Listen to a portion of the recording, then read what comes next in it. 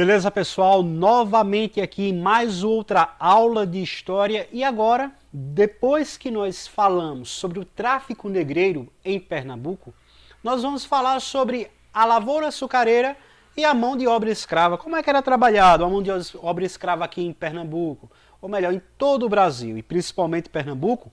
Nós vamos dar uma olhada aqui no texto, pessoal, cortando aqui para a nossa tela. Nós vamos ver como foi o princípio organizacional da nossa mão de obra escrava aqui no nosso território. Implantada a princípio nas planícies costeiras da colônia, a lavoura açucareira rendeu a Portugal um montante que jamais seria alcançado durante todo o percurso colonial do Brasil. Até mesmo a rica mineração desenvolvida na região das Minas não superaria as divisas geradas por meio da comercialização do considerado ouro branco americano, pessoal. Quando a gente fala em ouro branco, aqui, né, o ouro branco, estamos nos referindo ao açúcar produzido nesse território.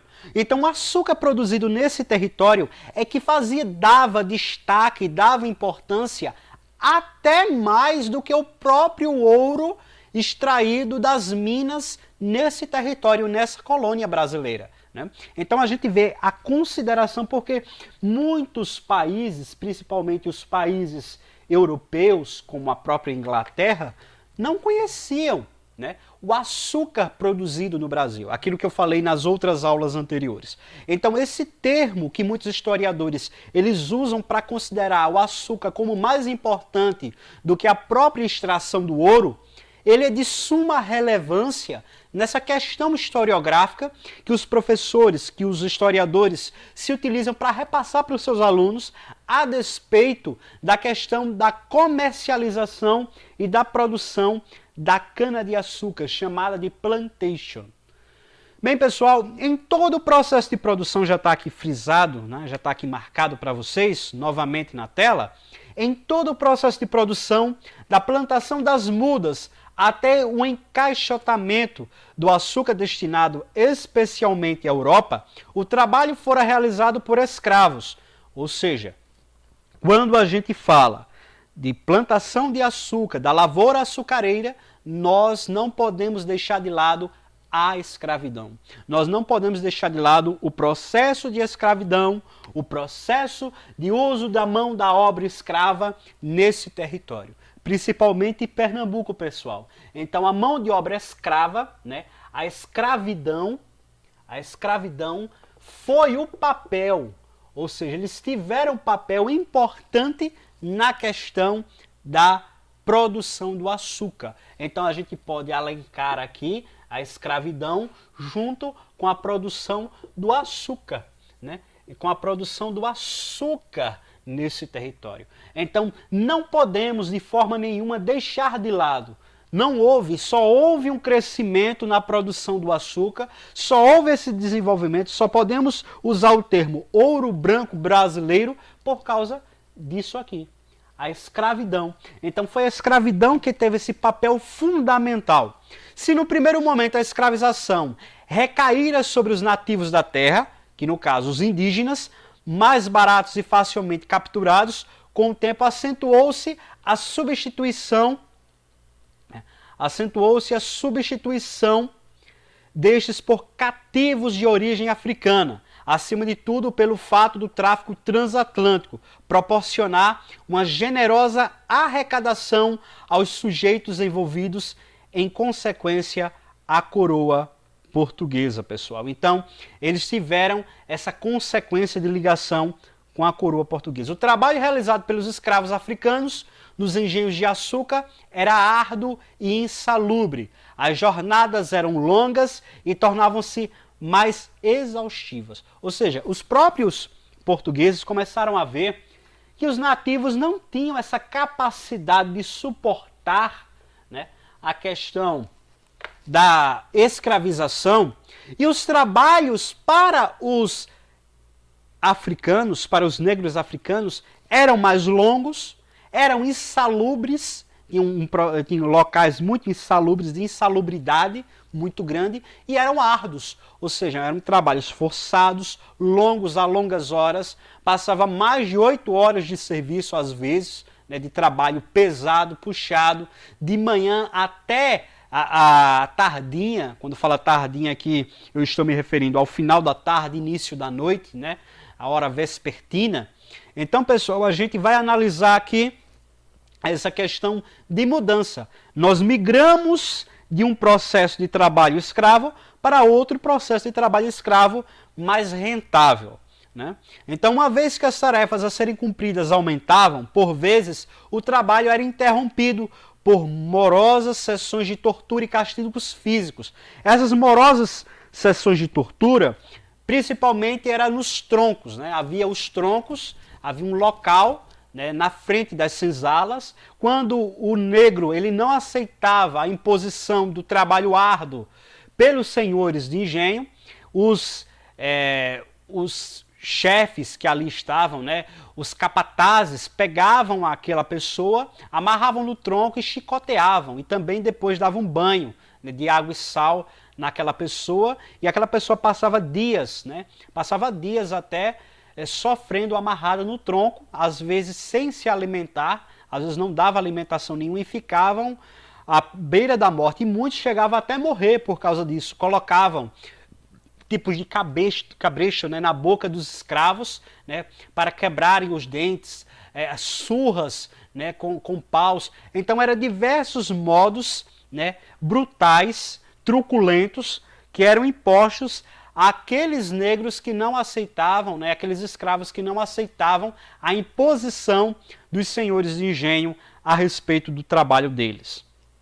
Como forma de dominação e punição por parte do senhor, uma das técnicas mais utilizadas era encaminhar o escravo para o tronco, onde tinha sua cabeça e ombros imobilizados. E ali ficava por horas, inclusive dias, tornando-se incapaz até de se defender contra a perturbação de insetos. O desgaste era muito físico, né? O desgaste físico enorme e, sobretudo, moral. Ou seja, era uma forma de banalizar, de imoralizar aquela criatura, aquela pessoa que sofria, né, essa terrível desmoralização diante dos seus irmãos de terra. Então, pessoal, nós vamos logo para as nossas questões aqui. Já está marcado, né? Se você observar aqui na tela, já está marcado a opção D. Em relação à economia açucareira no período colonial, assinale a alternativa correta. E nós vamos ver logo a alternativa D, o que é que diz. Os escravos africanos, ao contrário dos indígenas da América Portuguesa, não estavam habituados a manejar lavouras, né, destinadas à produção capitalista, o que dificultou, mas não impossibilitou a introdução daqueles no empreendimento do açúcar. Eles tiveram, sim, um ensino por parte dos senhores de engenho, que disseram é dessa forma que deve ser trabalhado, é dessa forma que deve ser produzido, manuseado, né? E até teve uma relação, um envolvimento com os próprios indígenas, entre escravos africanos e indígenas, em que eles pegaram um pouco do que era feito antes mesmo que eles chegassem nessa colônia, pessoal. Nós temos aqui a segunda questão. Em relação ao tráfico de escravos para as terras pernambucanas, é correto afirmar que a. Na primeira metade do século XIX, a dinâmica do tráfico atlântico de escravos envolvia uma série de produtos que eram levados pelos navios saídos da província de Pernambuco, rumo aos portos africanos. Dentre esses produtos, havia inclusive artigos das manufaturas europeias e norte-americanas. Então, pessoal, a primeira, né, opção fala daquilo que também era trazido. Então, as manufaturas da Europa e também os norte-americanos, lembrando que os luso-brasileiros são europeus, os próprios portugueses são europeus. Tinha esse envolvimento também entre Brasil colonial português com as Américas, principalmente com a América do Norte, Estados Unidos. Então as especiarias, né, tudo que vinha, também vinha para os colonos aqui. Terceira questão. É uma questão um pouco longa. Embora não tivessem sido as únicas formas de resistência coletiva sobre a escravidão, a revolta e a formação de quilombos foram das mais importantes. Apesar de muitos quilombos terem se formado aos poucos, através da adesão de fugitivos individuais ou agrupados, outros tantos resultaram de fugas coletivas, iniciadas em revoltas. Tal parece ter sido, por exemplo, o caso de Palmares. Certamente o quilombo dos Palmares foi e ainda é considerado um marco da resistência escrava em Pernambuco, por todo o significado e simbologia que existe em relação a ele. Todavia, ele não foi a única forma de resistência que os escravos africanos desenvolveram em solo pernambucano. Sobre esse assunto, assinale a alternativa correta. A alternativa é: ao contrário do medo existente entre os habitantes da Bahia e do Rio de Janeiro, a população pernambucana não estava assombrada por um grande levante de escravos, aos modos que ocorreu no Haiti. Isso se justificava pela enorme repressão exercida contra os escravos rebeldes na capitania de Pernambuco. É por isso que foi criado o Quilombo dos Palmares, né, que teve a figura destacável, né, de Zumbi dos Palmares, né? Zumbi ali que ele acoplou ao seu redor não só escravos, mas indígenas, né, as mulheres, muitas prostitutas também naquele período, né, as pessoas pobres que viviam na sarjeta da vida. Então, pessoal, a gente vai ver que o Quilombo dos Palmares, ele se tornou um símbolo destacável da resistência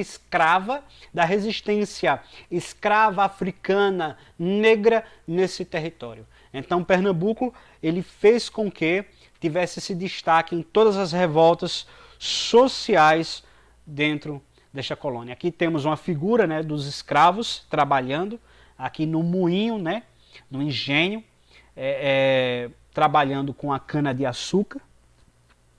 E aqui nós finalizamos a nossa aula de hoje, pessoal. Espero que vocês tenham gostado do conteúdo, né?